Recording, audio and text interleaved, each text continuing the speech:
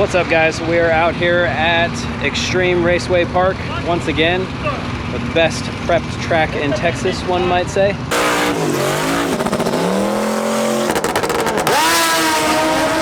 And we're out here for Big Jake's race. And I'm not actually sure what it's called, but they always call it Big Jake's race. First time we ever been to a race like this.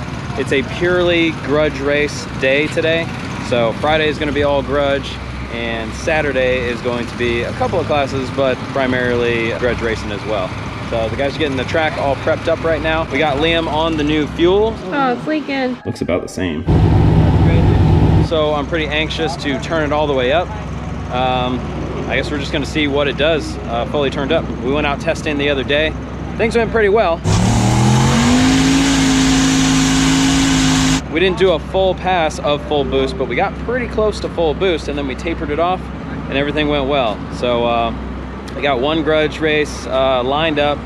They just want some testing. The truck's far faster than we are, so we're just gonna try to do good against them, and I think they're just using it as a test pass for some stuff that they're gonna do later on. So yeah, I mean, the whole weekend is just gonna be a shit ton of fun, so really looking forward to seeing what it'll do. And we're also gonna be testing two different types of tires. So the first tire that I got are some old ass pull-offs from Hunter's white truck. They got maybe like 5 passes left on them before they're done. And then we're gonna be trying the next day on Saturday some bracket radials from Hoosier. Hopefully we get enough data today, and then tomorrow, ideally what we'd like to do is make the tire pressure high enough to where it's gonna act similar to the Radial Pros today. A lot of stuff to test out, a lot of stuff to look forward to, man. We're just gonna have a good time. Even if we only get like 3 passes today, dude, I'm gonna have a blast. There's some really, really fast cars out here, so let's check it out.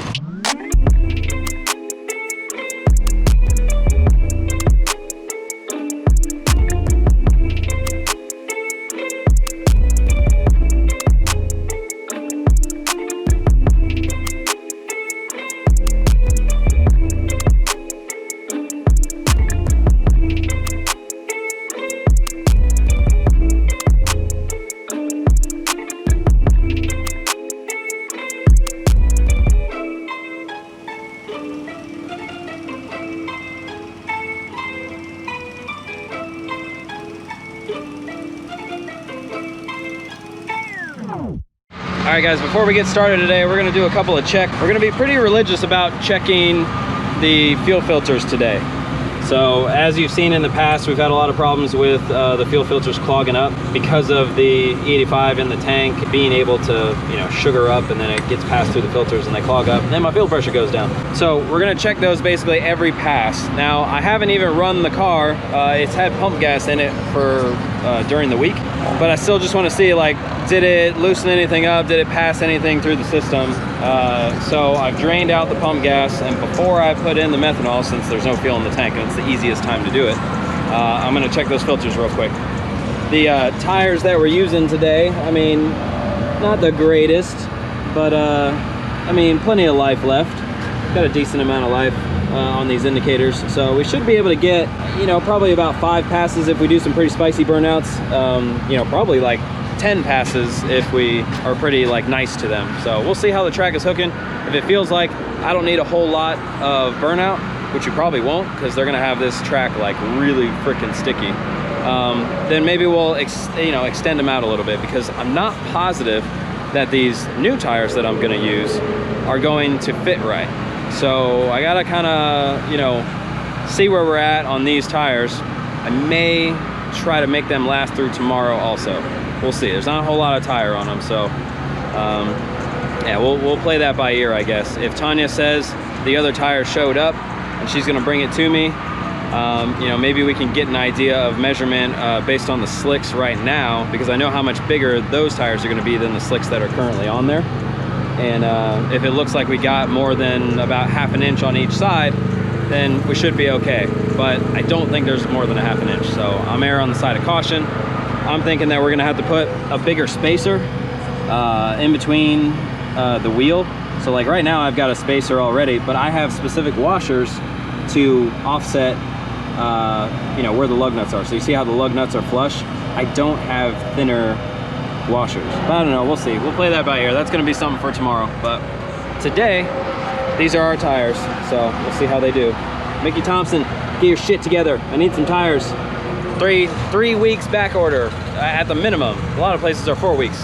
So, all right, we'll get these filters cleaned out and then we'll get it full of the methanol fuel, and then we're gonna test launch control. I have been having kind of a hard time getting on launch control, so we're gonna try a couple things to make that easier. All right, we got the fuel filters and everything back together. They were relatively clean, they weren't too dirty. Swapped out fuel, so we pulled out the 93 and we got the methanol mixture in there. Got the battery hooked back up. I gotta hook my fans back up.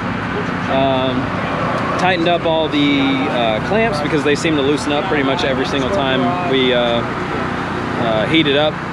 So now I want to make sure, because I had to make some changes. It was struggling to make the boost that it should on launch control. And so part of the reason was it wasn't keeping the duty cycle on the boost controller high enough. So like once it even got slightly close to the target that I was shooting for, it would trim out that duty cycle so that it wouldn't ramp up quickly. And it took a long time. When you don't have that solenoid helping you out, try to keep the gate shut to make that boost, it's a little bit more difficult. So, and I can only pull so much timing to try to build that boost, because if I pull too much, it lugs the motor down and we go lower in RPM. So the solution for this, hopefully, is I've got it in raw duty cycle right now. I'm gonna try that first.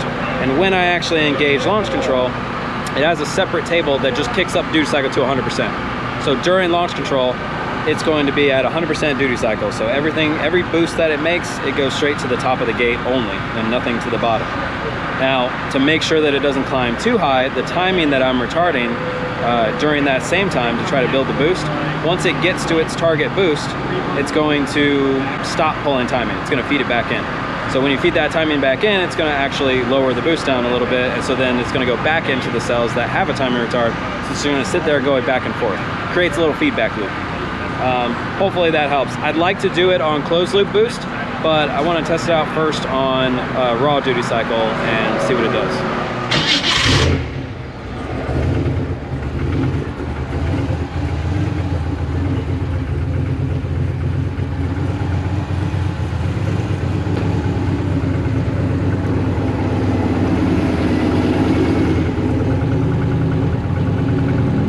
Oh, you know what? I gotta make some fuel changes too. I fixed some stuff on the fuel system, and so now it's running a little bit too rich at idle. Now that we got the fuel filters cleaned out, it's a little bit too rich at idle, so I'm gonna pull some fuel out while it's warming up before we do launch control.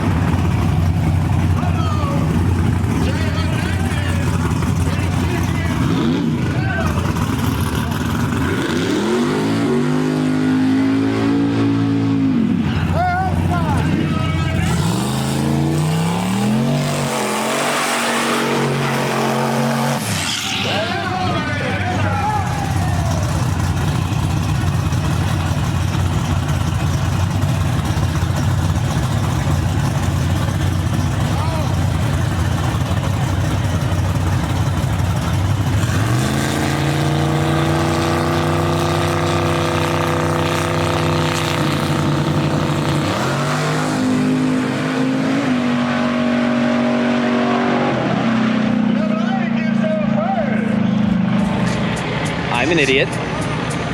That last pass, a couple of things went wrong with that. One, it still was shaking. I don't know what the hell is going on with that. Not tire shake, it's the wobble. Feels like an unbalanced wheel. That's pissing me off.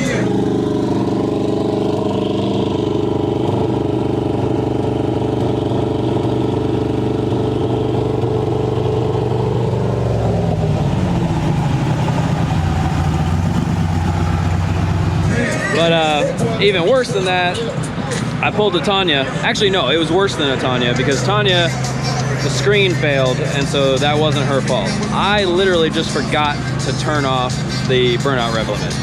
So it went all the way down the track at like 0 degrees timing and like 6,000 RPM, no higher than 6,000 RPM. The only acceleration that I felt was the boost going up. So yeah, this one, obviously, that's not gonna happen anymore.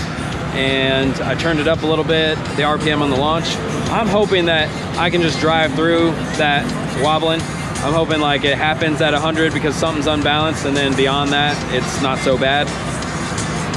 it could get worse. I don't know. If it gets worse, then obviously I'll let out, but hopefully if I just hit it real hard, it'll get through that area quickly, and then I won't feel it until I slow back down.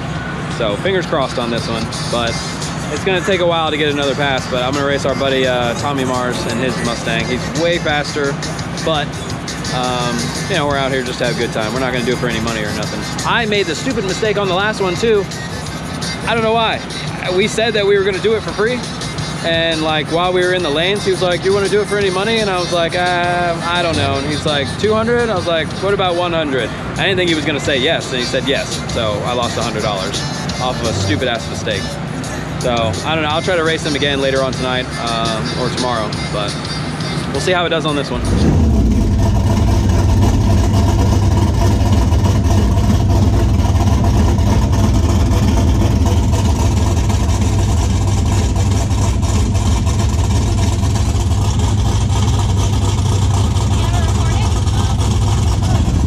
Another half an hour later.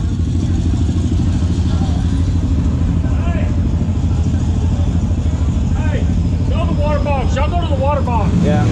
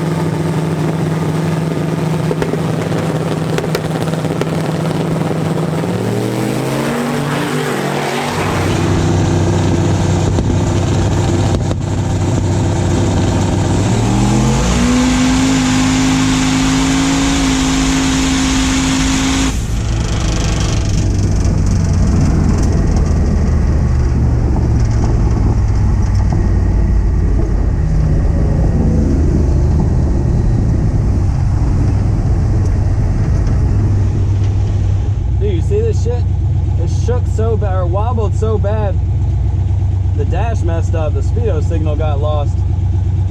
I gotta figure out what that is. That was gnarly. It's shaking too much. I can deal with a lot of shake, but that was not good. I stayed in it, but it was really uncomfortable, and then when I got on the brakes, it was really bad.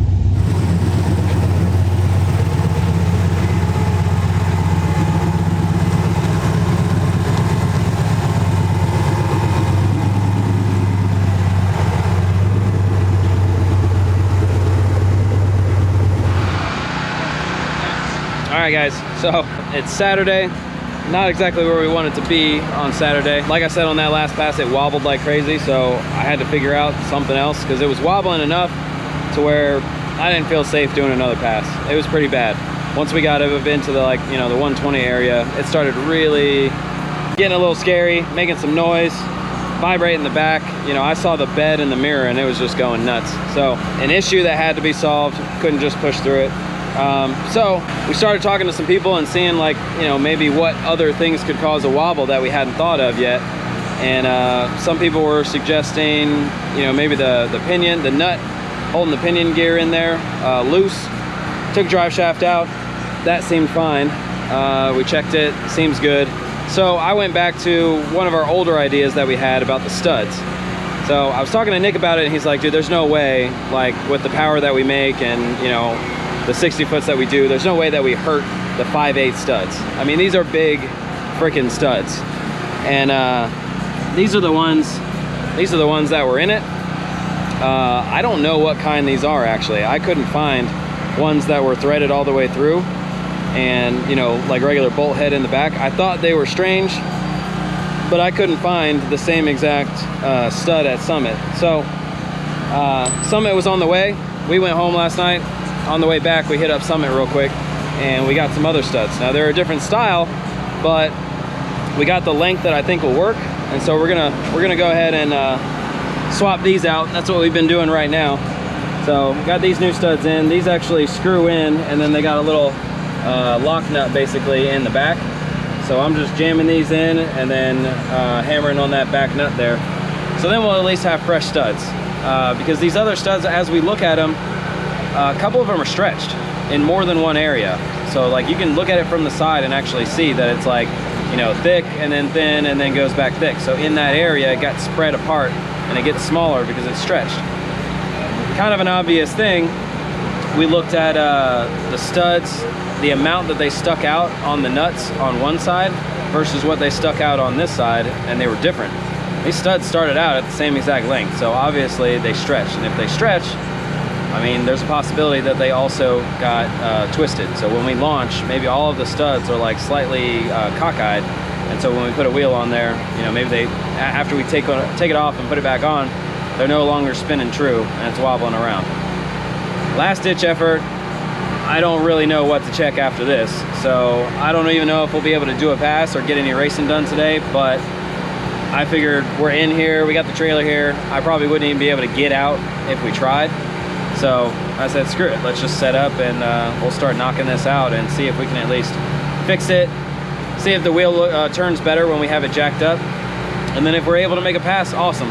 If not, I mean, not the end of the world, because we got other problems as well with you know, the motor being kind of weak and not being able to get enough boost off the line to do the 60s that we know the truck is capable of. So we might have to finally fix the motor before we can go out, because it's not really worth coming out and just thrashing on it if we're not going to be able to make the power that we need to leave hard.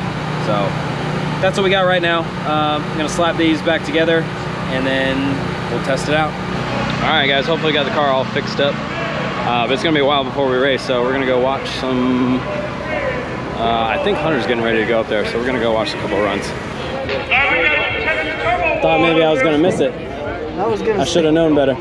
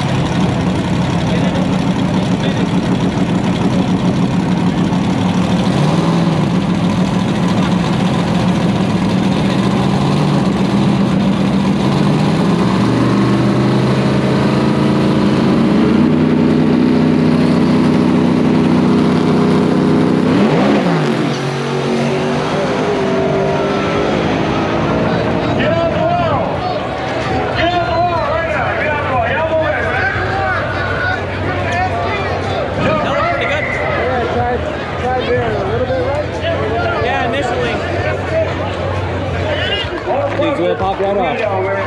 That's the easy way to change the wheel. Yeah. At least he knows it's his stud's problem. Too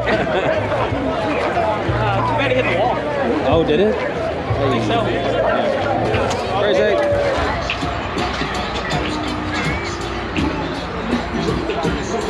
Yeah, pretty much. Taking a nap. They cleaned something up. They did one run, Dude's wheel fell off. Is that what just happened? Yeah. So now they're cleaning that Back up. or front? No, rear. Oh, so we probably got I don't know if it was studs or if it was axle. I didn't see I an was axle gonna coming say, with did his it. I think it axle was come out studs. too? Because Oh, yeah. I don't know. I didn't see it, but I didn't have a good view.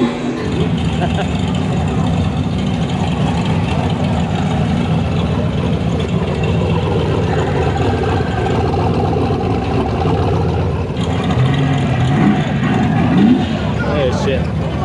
Straight up wrapped around.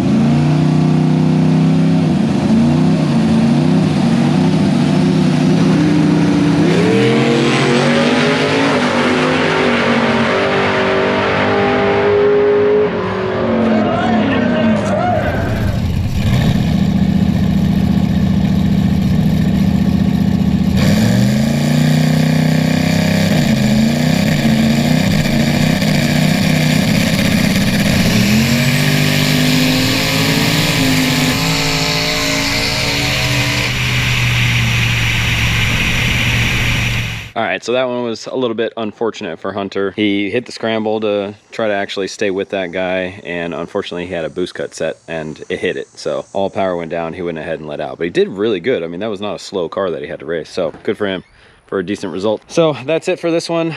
I mean, everything went well as far as the fuel testing goes, but obviously we were having some pretty serious issues with the wobble.